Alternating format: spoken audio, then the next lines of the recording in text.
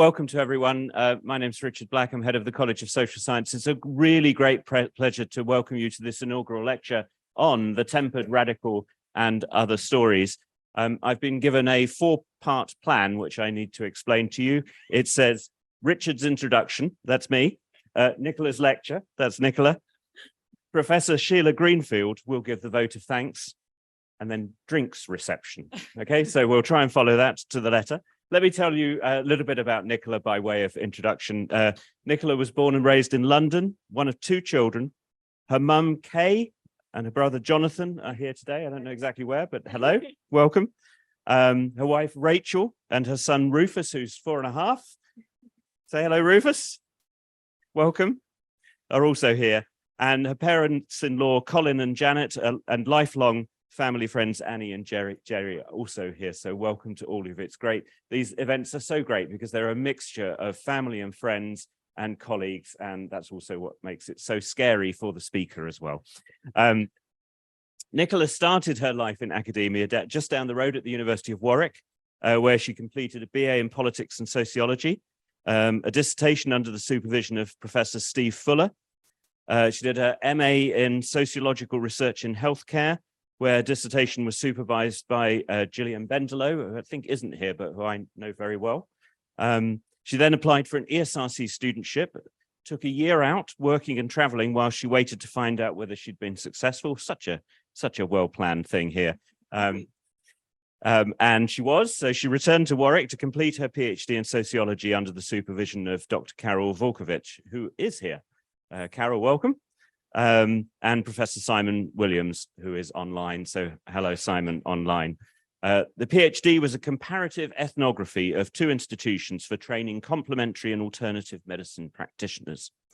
Immediately post-doc, she moved to London, where she worked at Birkbeck and also at the University of Westminster.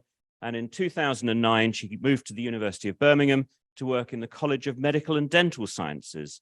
This was a 5-year research fellowship, bringing her sociological perspective to a range of applied health projects, such as pregnancy outreach, to tackle high levels of infant mortality in Birmingham, prevention of cardiovascular disease, and introducing telemonitoring for people with chronic obstructive pulmonary disease. In 2013, she moved within the university to HSMC, the Health Services Management Centre, and I'm tempted to say never looked back, although all of our wonderful colleagues from MDS who are here, of course, these are the kinds of links that we really treasure in the university, and Nicola really embodies the interdisciplinary links that we all want to have. Nicola has continued her applied health interdisciplinary collaborations, and her work has enabled these projects to develop and implement new interventions that are not only clinically appropriate, but also effective because they're sensitive to the social context. That's what an interdisciplinary, multi-faculty university should be all about. She's developed her theoretical interests in the sociology of work and the professions. She's developed with Dr.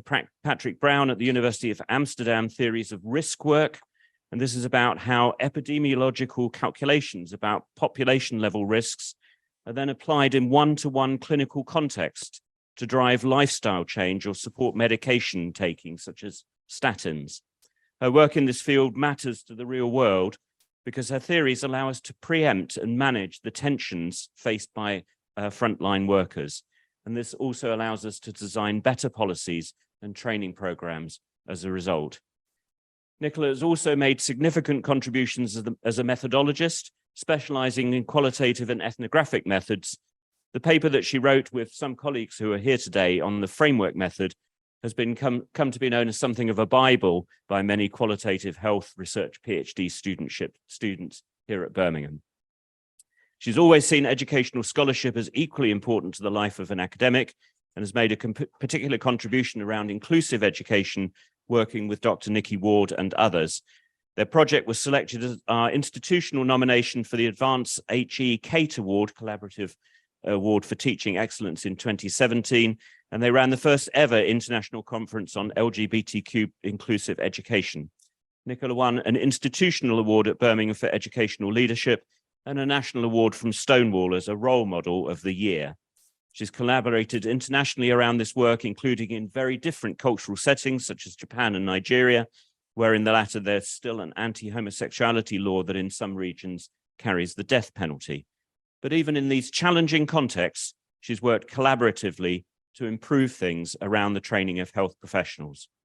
She's held a number of leadership roles in the institution, including College Director of Postgraduate Research, College Director of Impact and Engagement, and most recently as head of the Birmingham School of Social Policy, in which it is my great pleasure to count her as a colleague.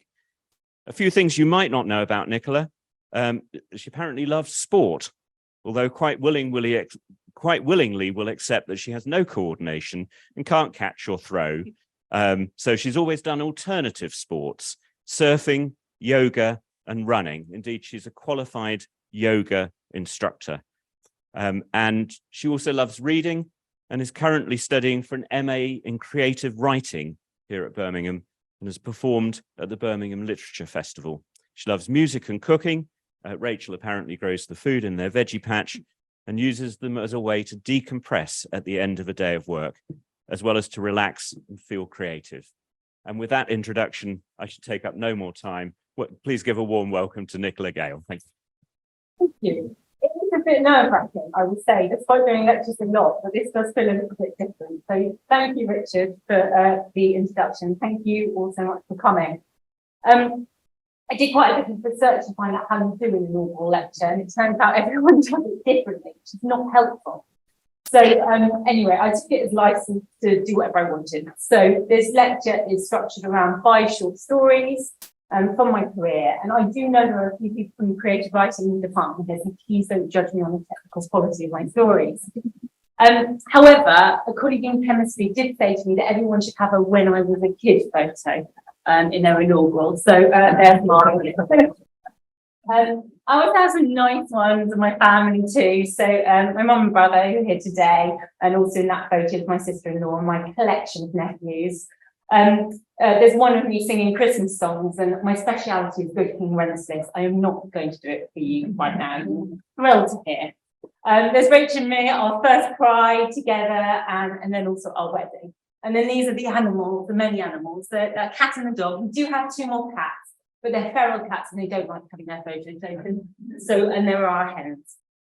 So, and then these photos are from Cornwall, where I think a lot of you know I spend quite a bit of time, where my wonderful parents-in-law live, and who do so much to support us all. So I have going round, it's on Carol's desk at the moment, but maybe we could move it, a little memento, but yeah, just send it round. So I know it's really cheesy and corny, but I have this vision of being really old in front of the fire with like a blanket over my knee, reading and enjoying your messages for today. So if you want to, there is no pressure at all. If you want to, it'd be lovely if you could sign it and write a message.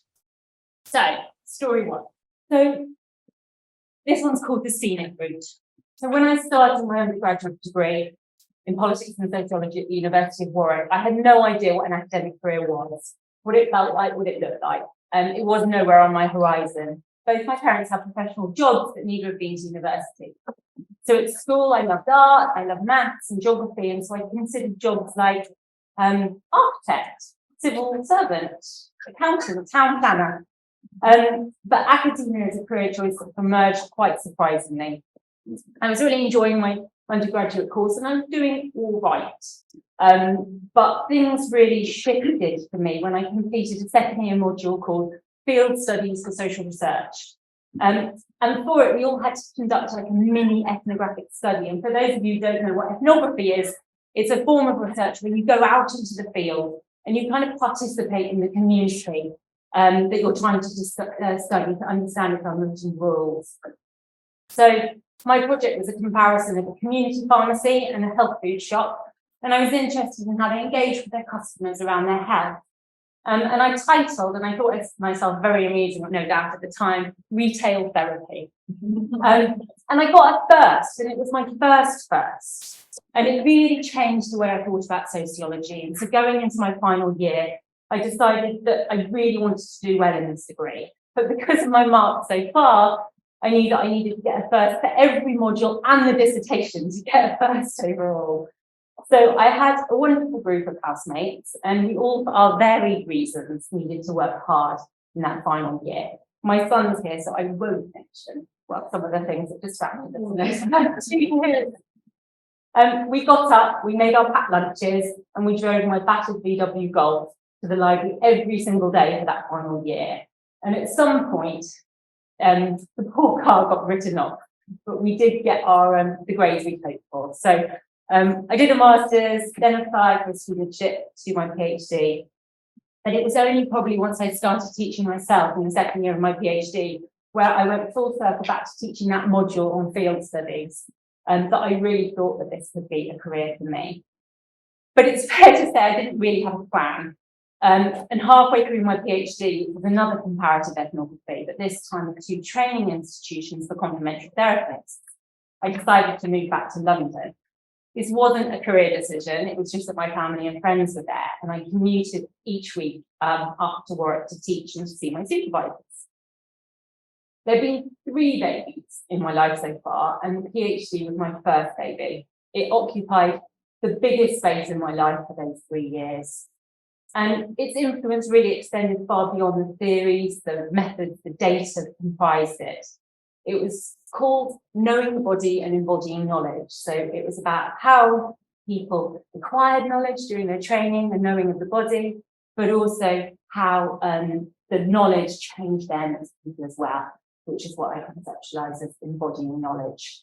And our health system is so dominated by the kind of Western biomedical orthodoxy that being an outsider to that system was a really big theme in the study.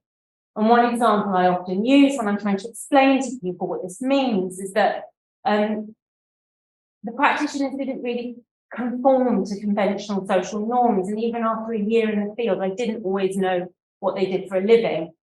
And asking, what do you do? It's like such a conventional way to start a conversation. But it carries with us so much about how we judge and value others. Once you know what someone does, you get to put them in a box, a status box. But completely different things shape these students' ways of knowing the world, knowing about the body, and they were transformed. And in the chapter that I wrote about the social research methods I've used, I reflected on the deep impact that those practitioners have had on me, both as a researcher, but also as a person. And I learned lots from them about bravery and about following your heart. And this example is one of them. So when my studentship funding ran out, I hadn't quite finished the PhD. Don't listen to me, studentship funding, finish it before you get to your PhD. I knew I didn't have a whole year left, and I didn't want to be commuting back and forth to teach at Warwick anymore. So I said no to teaching the following year, but I wasn't quite sure how I was going to pay the London bills. So I took a leap, but without being able to see the other side. And when you teach children to leap, you're encouraged to get them to imagine jumping over something like a river or a rainbow. But what about where they might land? And I think, the confidence to take that leap literally because of what I'd learned from the participants in my study. They taught me that if you want something new in your life, you have to make space for it. And I didn't know what I wanted, but I knew there wasn't space for it as things were. So it was a leap for it. And things filled the space pretty quickly. So I started experimenting with new forms of protests around women's and property rights. I started learning Kung Fu, which gave me a newfound sense of my own body, its power, but also its ability to withstand pain. I got my first proper girlfriend, and I also got a job, 2 new jobs, in fact, part-time visiting lecturer jobs at Birkbeck and Westminster, which really built my confidence of teaching public health and health policy. And then through the links I made there, I ended up working on another fixed-term contract in an impact unit at the University of Westminster. And as a new university, it was really way ahead of the Russell Group in terms of its engagement and its impact. And so I was suddenly thrust out of this really cozy world of research and teaching that I got used to into the world of policy and into the NHS. So I put on workshops at King's Fund, I spoke to leaders in professional organisations, and I presented my ideas to groups of cross-party MPs at the House of Commons. And in some ways, it was a great experience, but it was still only temporary contracts. And one evening, I was out having dinner with a friend, and I was complaining to her that I was fed up of London life, dramatically. And transport was my particular bugbear. It was either like the crush of the tube or like risking your life every time you went on a bicycle. So my friend chose to take me at my word. The next day emailed me like gauntlet, a list of jobs to apply for, and one of them was at the University of Birmingham. So, that role was working on a project which was part of a national experiment to provide significant funding to ensure that new evidence about effective health interventions made it out of the university and into the real world. And which is called translational research. And my first boss, Sheila, who's here, had persuaded the principal investigator, who I know can't make it, so I can say this, who was an epidemiologically minded clinical academic, that 2 new full-time sociologists were required for this project. And at that interview, I'm really certain that what distinguished me from the other candidates, who would have all been medical sociologists, with all that time in the previous role, understanding the real world of NHS and policy. And so the scenic group had proved its worth. And over my career, I've mentored lots of postgraduate and early career researchers, and I'm often asked to advise on what new things they should do to build their CV. And it's really important to recognise that it's only the most privileged amongst us that don't know this, that they know it's so innately they don't need to ask. So I tell people, I offer advice on applying for funding or writing papers or developing teaching skills or getting involved in student representation, which are all the foundations of academic practice.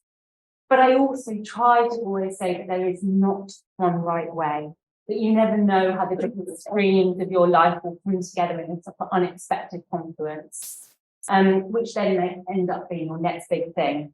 So by all means, write the papers, but don't neglect or undervalue the other things that you do, the things that bring you joy, the things that make you angry or passionate, the things that are fueled by love, like caring for others, or in my case, the things you do to pay the bills. So there's no one way to craft an academic career. And when I was preparing for the panel interview, we still have those, becoming professor, it's scary. To become a professor, my friend and colleague, Professor Claire Jakes, said to me, the thing about being internally promoted as a professor is that you're uniquely qualified for it. You can't pretend to be anyone else. You can just be a professor of you. So qualitative research is words, quantitative research is numbers. I was trained in both, but I specialised in the words.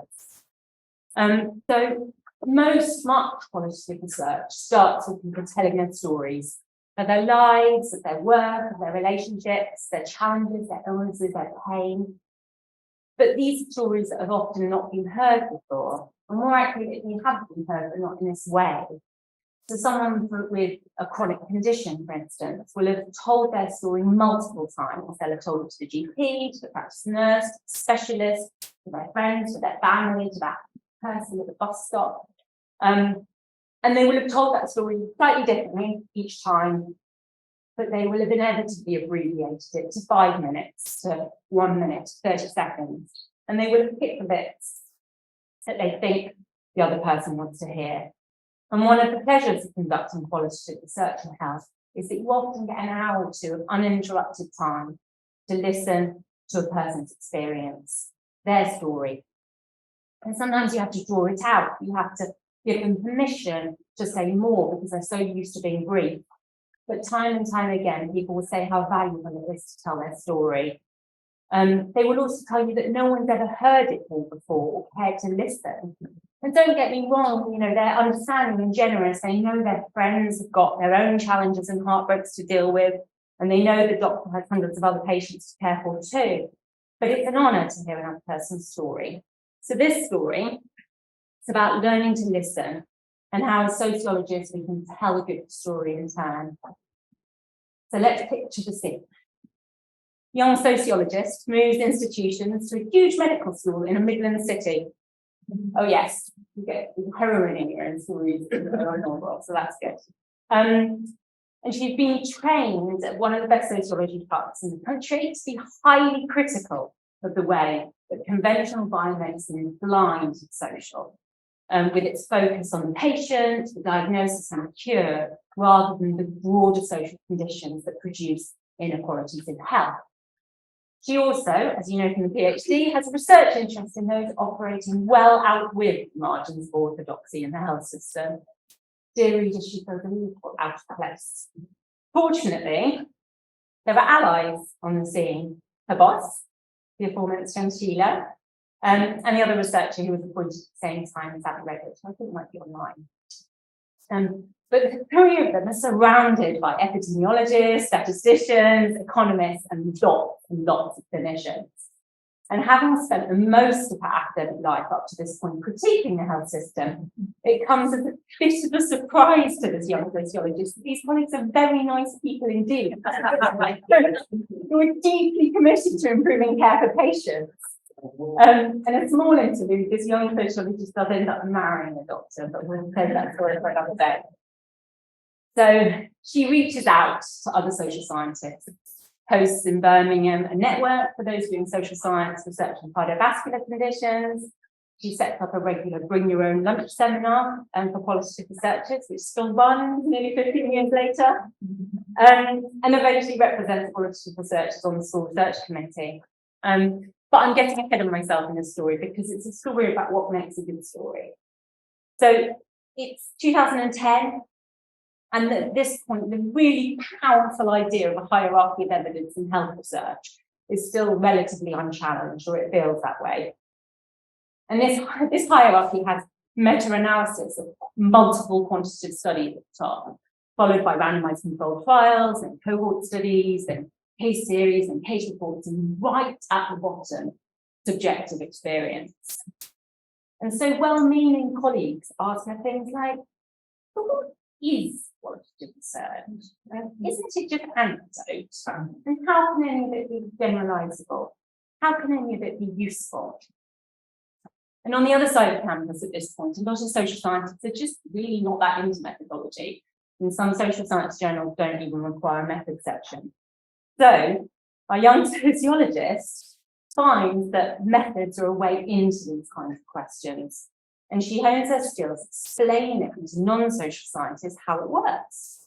That you can use theory to generate ideas that you can then transfer from one session to another.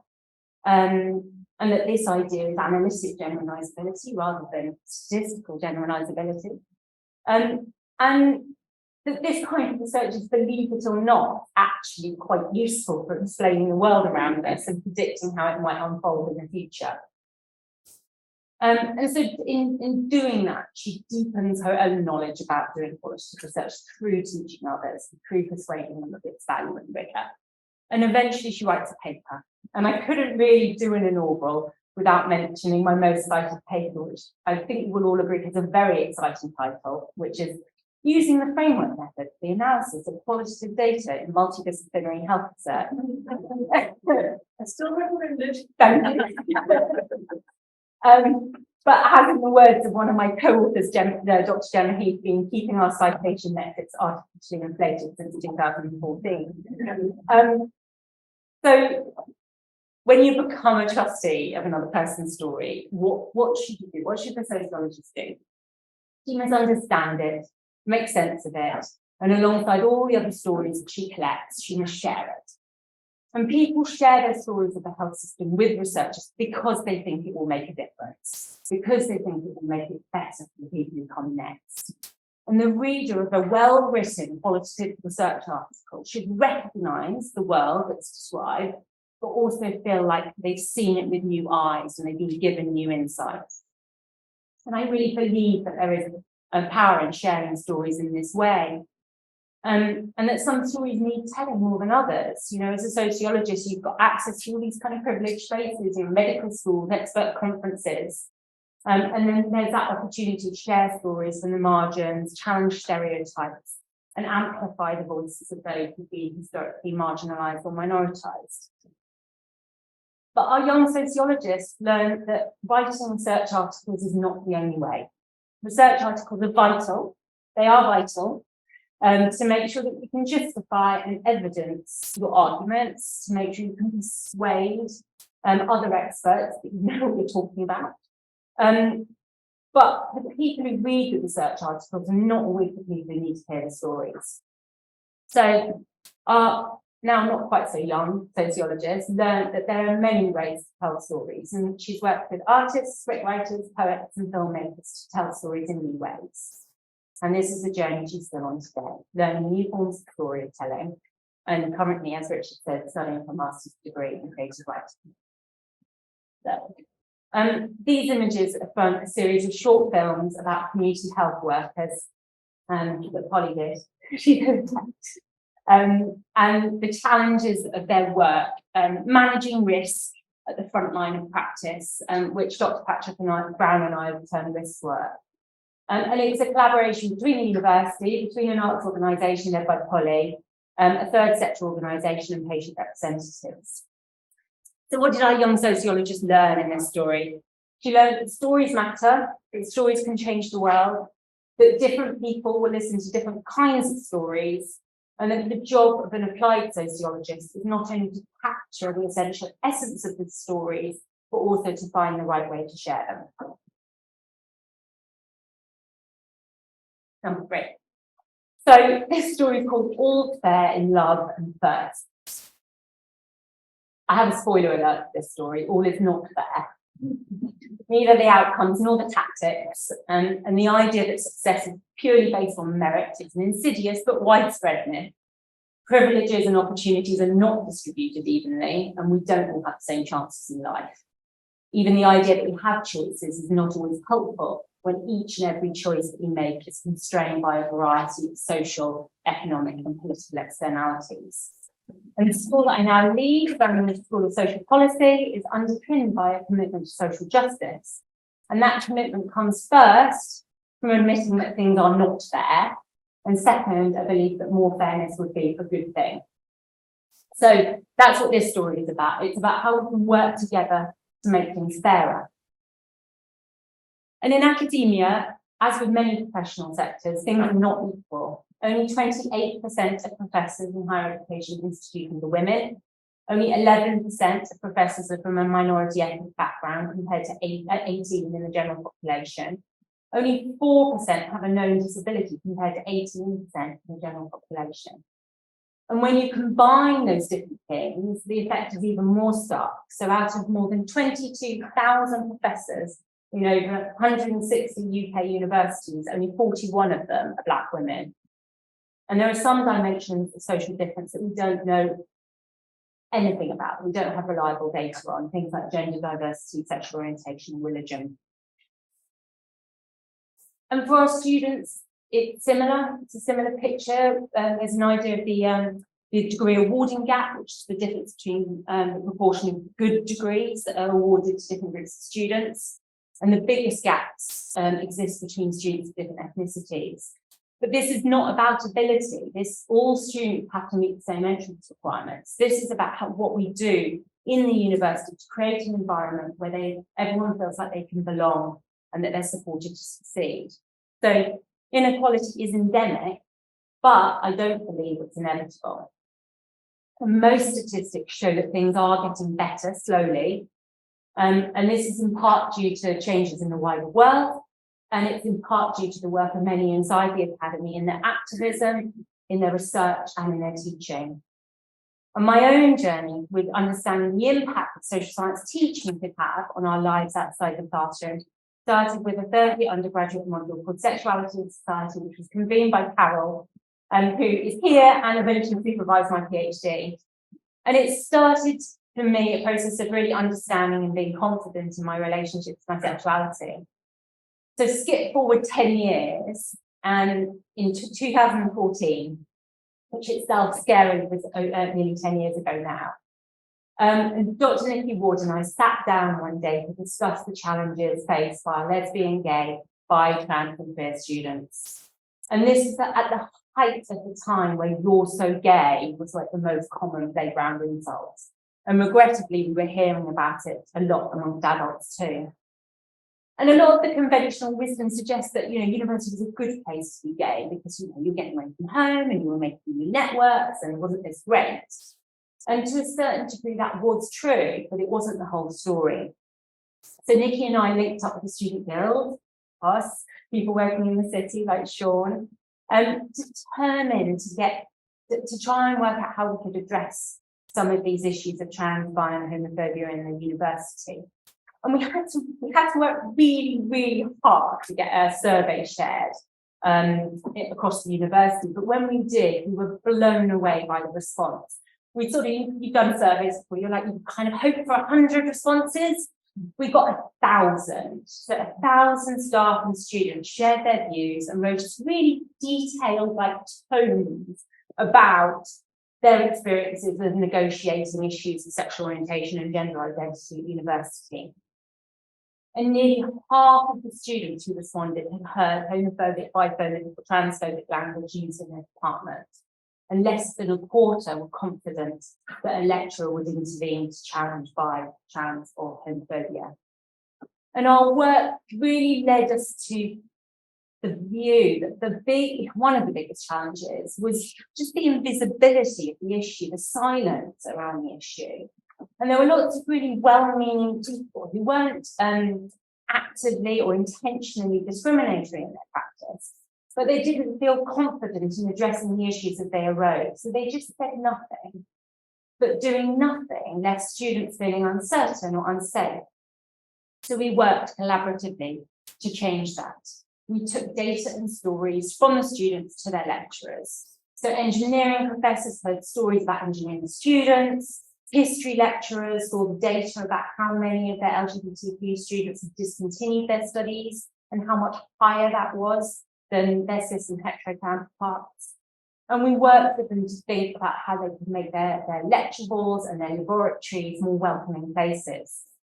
And honestly, I lost track of the times I was told things like, I don't have any gay students in my class. You should have been data to prove that. Or this isn't relevant to me because I teach about concrete or cells or volcanoes. So we stressed that this was not all about curriculum content. Classrooms, labs, and seminars are made up of people. They are social spaces, people communicate. So using inclusive language, having visible role models and allies in the educational space is just as important for students as curriculum content. We showed it could be done differently in different places. So in some places, just awareness was good, just a basic acknowledgement that gender and sexual diversity existed, not using abusive language. Whereas in others, it was appropriate to add stuff in. So, maybe a lecture on LGBT lives, or some readings, or access to mentors. While in still other contexts, a more transformatory approach was possible. So critical approaches to pedagogy, role models or allies that are actually in the teaching environment. And we produced a very beautiful best practice guide. And I'm really proud to say that the work did make a difference to people's lives here in the UK and abroad. One example was Nikki and I designed a module called Gender and Sexual Diversity, International and Interdisciplinary Perspectives on LGBTQ Lives. And at the end of the module, students wrote a reflective essay about what they've learned.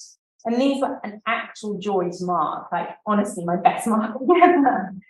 And this is a quote from one of the students. Most importantly, the module has aided me in feeling more at ease with my own sexual and gender identity, confidence and ease, which I hope to carry with me through the working world, where I may have to face certain behaviours in response to my sexuality.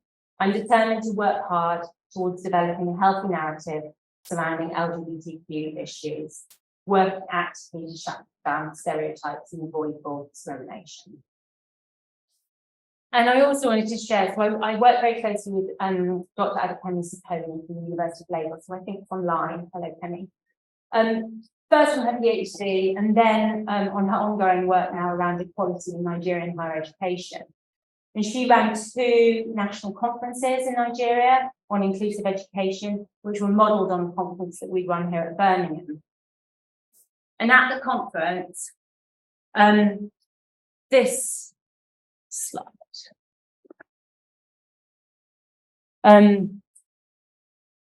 This film, Hell or High Water, was screened, which was based on Kemi's research on the experiences of LGBT people in Nigeria. And what followed the screening was a discussion with LGBT people, allies, and others in a safe space, allowing our participants to come up with context-specific recommendations for integration and mainstreaming of LGBTQ issues in Nigeria. And this is an activity, like I really need to stress this is an activity that would ordinarily have been considered very dangerous, because of the laws that criminalise not only homosexuality, but also those who are judged to be colluding with LGBT people. So for this to be happening on the platform of the University of Lagos, which is a respected and high status institution, was really remarkable. And another amazing thing that happened at that conference was at the first conference was a closing plenary that had a presentation by Busy Alimi. And the University of Lagos had originally suspended him from his studies because he came out as gay in his final year. And the conference was an opportunity to right that wrong and provided evidence that despite these anti-homosexuality laws, academia is a space that could bring change by providing a safe platform for the voices of LGBT people to be heard in Nigeria.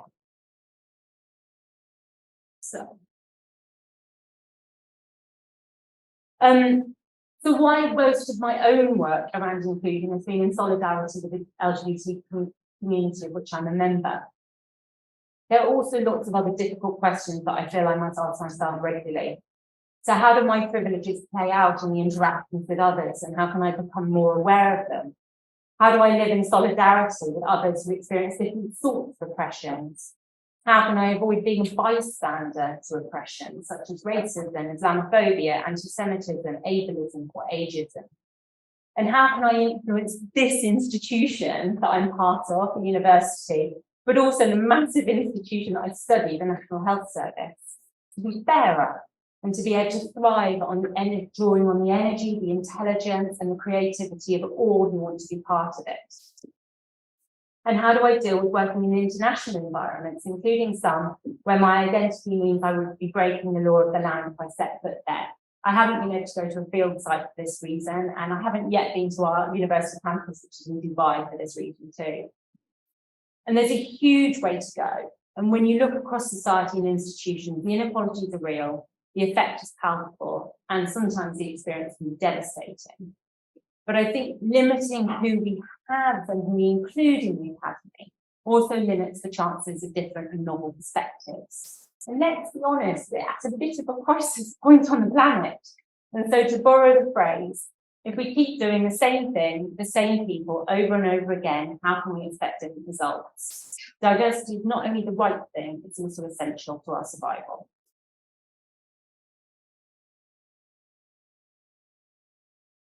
Story 4, Cornelia, Tempered Radical. So I wrote a poem, sorry to the creative writers, not particularly good, but what I hope it does is its job, which is introducing the story. So, to be radical is to know that the system is unfair. To be tempered is to be exposed to repeated stress and become more resilient as a result. To be radical is to believe the change needed is fundamental. To be tempered is to moderate your goals based on the reality of your experiences. To be radical is to journey to the margins of social norms, then challenge. To be tempered is to assess the audience before curating the message. To be radical is to seek to upend the status quo. To be tempered is to choose your battles. So about a year ago, I was asked if I was interested in applying to be the head of the Birmingham School of Social Policy. And as a school, we've been through a metaphorical rough patch. The fallout from Brexit for our international staff and student population, changes in leadership style that were out of sync with the values of the school, and the personal and professional impact of a global pandemic that disproportionately affected women and the disabled and minoritized groups, and it had left us all being beleaguered in one way or another. But some people have felt more than that. They felt wounded. And this came on top of many years of the higher education sector acting more like a business and less like a public service. Many years of real value cuts in higher education and greater expectations of the staff. Do more, do it better, and do it less. And it was a form of higher education that was conceived by neoliberal politicians and enacted by institutions. And higher education was not alone in this. Many sectors, including most of those in the public sector, felt those pressures. I nearly said no. I haven't worked Fridays since I came back from maternity leave, and I did not want to give up my Fridays. It's my family time with my wife and son. And I said to Richard, I didn't think I could do the job and stay part-time. Or more accurately, I didn't think I could do the job and keep my research going and keep teaching and do it all to a standard I was happy with in 4 days. And I could have said I'd stop teaching or I'd stop doing research and focus on the role. I do believe that being grounded enough to do the day job and model good academic citizenship is part of what makes good academic leaders. So I also did not know if I could do the job and live with the inconsistency. So things like the persistence of the gender pay gap in the sector, or challenging industrial relations, or institutional racism in a curriculum still shaped by colonial histories. And being an ordinary professor, I could remain one step away from all of this and critique it. But as head of school, I would be the face of it for my colleagues and for our students. And I also question myself how much I was being tempted by the neoliberal seduction of institutional power. But then I considered the counterfactual. These things would all be still there either way. And if I wasn't prepared to step up and try and make a difference, then what did that say about me? So I had a lot of conversations, and a lot of people, many of whom are thanked on this slide, took the time to talk to me and persuade me that even with all the constraints and restrictions I would face, even with all the histories and the legacies that were hard to unpick, that there was still scope to make a positive impact and that they would support me. Professor Karen Rowlingson, formerly from Birmingham but now Dean of Social Sciences at York, first alerted me to Deborah Mearson's concept of tempered radicals via an article by another head of school, Fiona McKay, at Edinburgh. And Fiona had asked the question, how do academic feminists experience being simultaneously the embodiment of institutional authority, managing, regulating, quantifying, monetizing, as well as the source of oppositional knowledge as feminists? So I read the article and immediately reached out to Fiona too. So I'm nearly a year into the role, and it's been simultaneously hard and rewarding. The rewarding bits have nearly all been about people. So one of the first tasks I set myself was to move people off fixed-term teaching contracts where I could. I worked with colleagues to support them in achieving their ambitions. I worked with colleagues coaching them through difficult conversations or building new networks. I've been reducing the gender pay gap. And I've really seen people thrive, and I shared in those successes as well as condoled with them when things haven't gone as planned. And all the challenging bits have almost all been about people too. So dealing where situations of trust have been broken between colleagues, addressing performance issues have inevitably been entwined with issues of confidence and self-esteem. And some of the hardest of all of these have been when my sort of middle manager element comes into the fore. So where I'm the crunch point between institutional policy and sort of everyday work for people in departments. And rather than pleasing everyone, I've had to learn to live with acceptance in some cases. If no one is totally happy with me, then maybe I've got the balance about right. So tempered radicals work to change the world through leveraging small wins. And one way they can do this is to identify the stories that we tell ourselves about our work, then reveal them and then revise them. And one of the stories that I heard over and over again as a junior researcher, and I still often hear today, is if you want to make it in academia, you have to be prepared to work weekends and evenings. And this is a story that is based on the model of a person, usually a man who does not have domestic or caring responsibilities because he has a wife to do all that. A man who is also prepared to compromise his own social and emotional health for the job. And I decided quite early on, and no doubt told Sheila, because I wasn't shy about these things, that if that was what it took, I didn't want it. And so I tried to do it differently. And now I can't ignore that there's a real sort of gendered aspect of the role that I'm in, or at least the way I enact it. So the woman leader who performs a kind of motherly role for her staff, who deals with the housework of the school, picking up broken pieces, nourishing, sustaining, doing it all again the next week. And in the end, it wasn't possible to do it all in 4 days. As I'm a mother to a real little person too, and I didn't want to give up those Fridays. So in the end, I shifted to a compressed hours contract. My wife is a doctor and works long hours.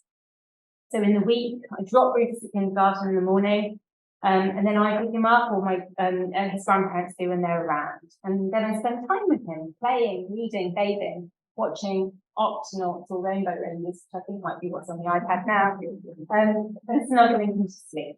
And then when he's asleep, I do a couple more hours of work, catching up on the various things I haven't fitted into the working day.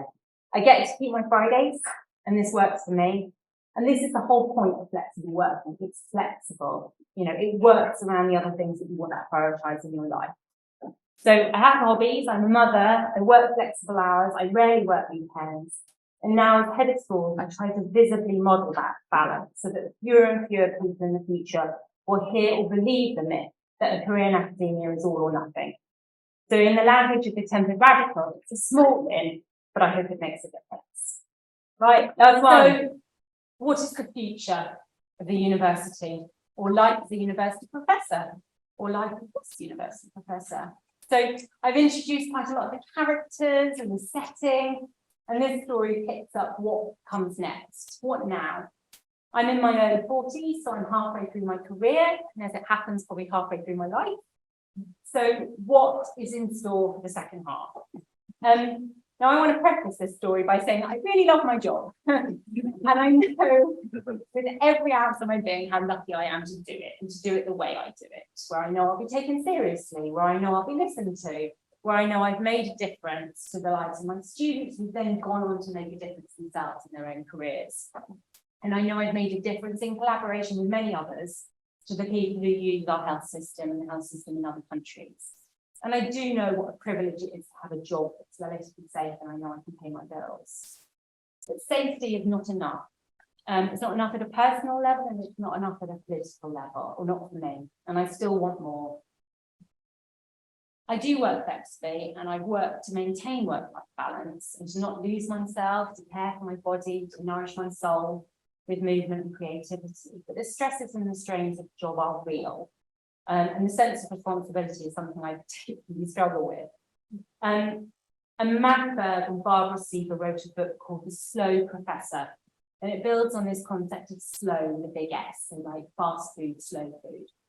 And they argue the case that we can take small steps to make the university a place for sustainable forms of work, a place where we don't ignore fatigue, mental health issues, pregnancy, menopause, or aging, where we put more value on immaterial labour, where we recognise that creating something new takes time and isn't a linear process, and that not everything can be measured. And Berg and Sieber argue this idea of timelessness, of cutting yourself off from the emails, the texts, and social media. And it may seem like wishful thinking, but I do know that for me, there are two spaces where the good ideas most often happen: on a walk or in a conversation. And some people get all nostalgic about when they talk about what academia used to be like, ivory towers and long lunches. But I don't want to go back to that, because I wouldn't have been welcome in that old world. So maybe the future of academia is the true cliffhanger. And personally, I'm quite optimistic about the future of academia, because I think it attracts people who are full of great ideas and who have a desire to make a difference. I'd be even more optimistic if we can make greater inroads into the diversity of the sector and start to really think about how we place value on what people in universities do. So my story ends here for now. I don't know what's going to come next. So I've got another 3 years of being head of school. I'm working with some hugely talented and passionate people on various research projects, including my new work on antimicrobial resistance. I still love teaching, and particularly the core module I run with Jo, participation, involvement and engagement, where every year you see students transform and deepen their understanding of the way that we place different kinds of value on different forms of knowledge within the health and care system. I'm also writing a novel and doing an MA in creative writing. I'm enjoying each new step of motherhood, even the Rainbow Rangers bit. And Rach and I are beginning to, post-COVID, to indulge our shared passion for travel again. I'm back to doing a daily yoga practice. And I'm still trying to move mindfully through the world, and I look forward to seeing what doors will open next. So, my first story today, I said that my first baby was a PhD. My second baby is now 4 and about to start school. Hello, Rufus. My third baby, if it gets to be born, will be a novel. So I thought I'd end this lecture with something completely different, which is a reading. So the opening scene of a novel I'm writing. It tells 3 interwoven stories of dealing with grief in different social circumstances and identities. And I promise it's a little bit more uplifting than it sounds. It's called Sketches of Ordinary Grief, and it was a collaboration with an illustrator friend of mine. And it's basically a kind of character-driven novel based in Cornwall about the different ways that life can be upended or shifted by sudden and unexpected grief, and how different people learn to live with that world without closure. And it's inspired in part by all the stories I've heard over my career as a sociologist. And there are 3 main characters: Eleanor, Constance, and Tim. And there's another really important character in the story, which is a house, Lily's cottage and her garden. And Lily was a village matriarch, and she's recently died from old age. And Eleanor is about to rent this. And although we don't know it yet, Eleanor has just experienced the loss of her partner and child in an accident. But this opening scene belongs to Tim. And Tim is a semi-retired gardener and widower. And he's speaking to his old friend Constance, who's an estate agent. And it's the 5th of January, 2020.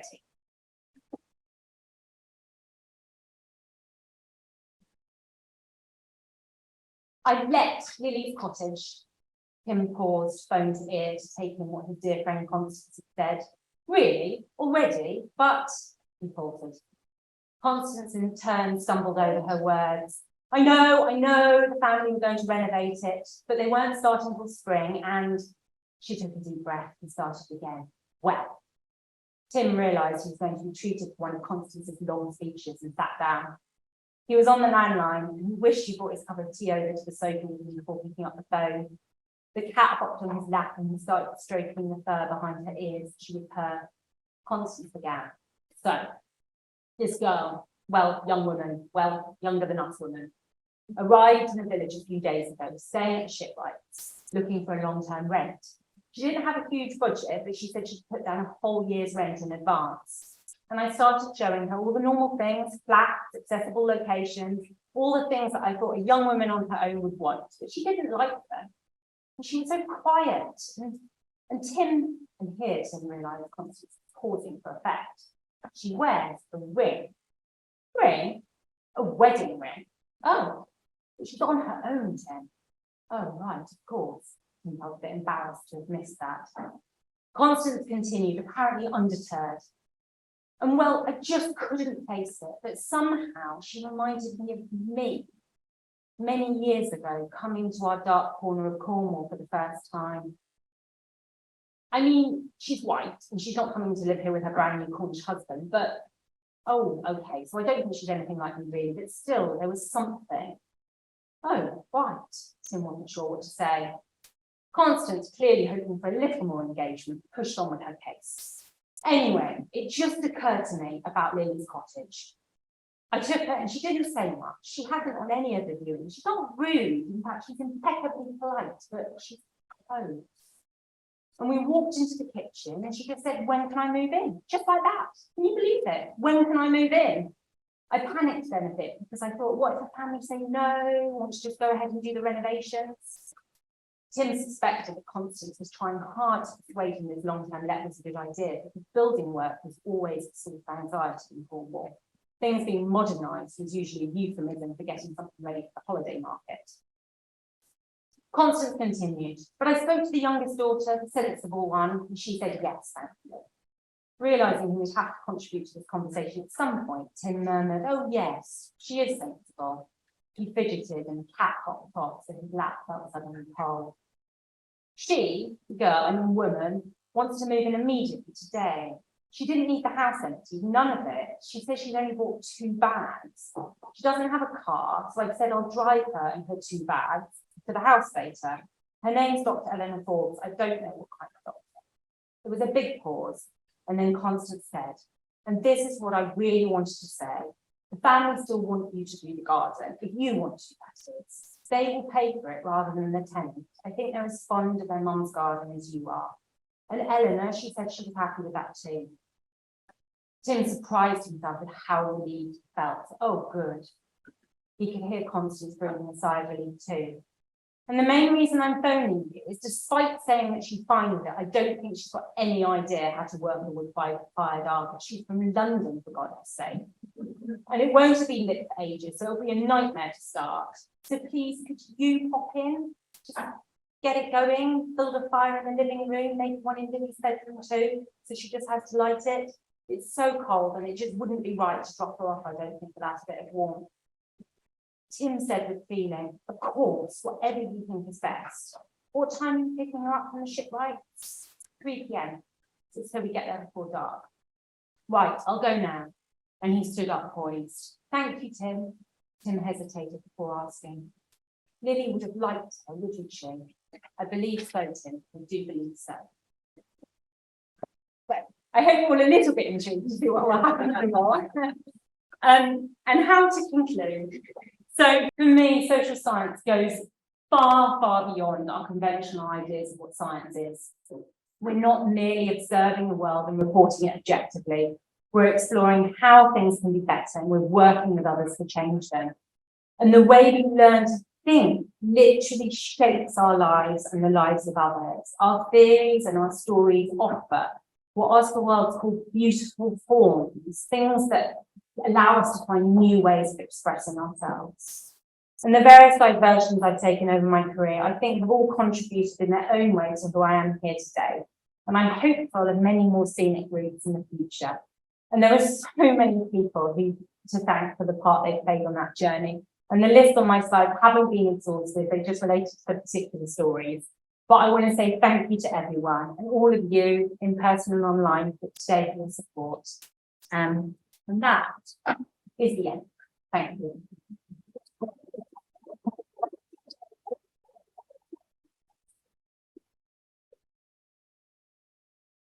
Thanks. So I'm delighted to have the opportunity to lead the vote of thanks to Nicola for such a fascinating and entertaining lecture. So Nicola finished her lecture with an extract from the novel that she's writing, and I'm going to begin the vote of thanks by referring to another novel, An Academic Question by Barbara Pym, which I just happened to have been rereading. There's a quotation in that that always amuses me, and it resonated knowing I was going to give the vote of thanks. So Barbara Pym was a keen observer of the eccentricities of human behaviour. And most of her novels focus on academic life, particularly anthropology, sociology, and women's roles. In An Academic Question, writing in 1970, she talks about a lecturer's wife, Caro, who's unwillingly attending a university lecture. The lecture starts and Caro says she knows she's in for a deadly evening because after a very few minutes, it became apparent that the dead hand of the sociologist had been at work. This afternoon, however, the very lively hand of the sociologist has conjured up magic and entertainment for us and taken us on a journey where hard work, challenge, change, and above all, a strong sense of care for justice and inclusion have ultimately led to outstanding success. Nicola told us 5 stories which together have contributed to her becoming Professor of Health Policy and Sociology at the University of Birmingham. And I'd like to thank her for allowing us to get insight in some of the stages of that journey. You'll all have taken away from Nicola's journey points that resonate with you personally. And I'd just like to pick out 3 that particularly spoke to me. In story 1, Nicola told us how at school, she'd considered a number of careers, including architect, librarian, and town planner. How glad we are that all these potential options faded into the background. And instead, as with many other sociologists, Nicola gradually became aware that, of course, that's where her path lay. And the rest is history, as we've heard this afternoon.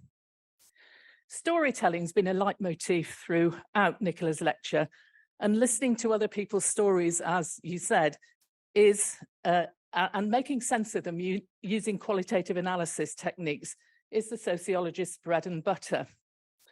So in that story, in story 2, Nicola briefly mentioned her most cited paper published in 2014, which talks about one of the techniques for doing this.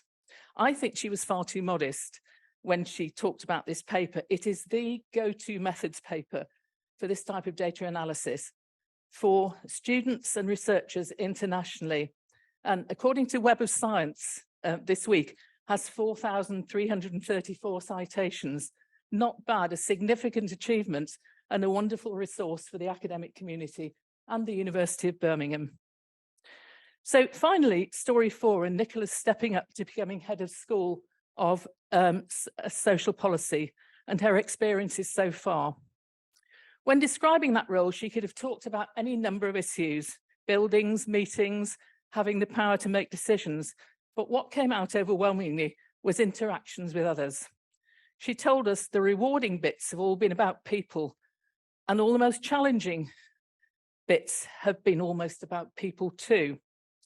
Nicola's strong interest in and concern for others will, I'm sure, enable her to lead the school and her colleagues to success over the coming years. So please will you join me in a round of applause, Professor Nicola Gale.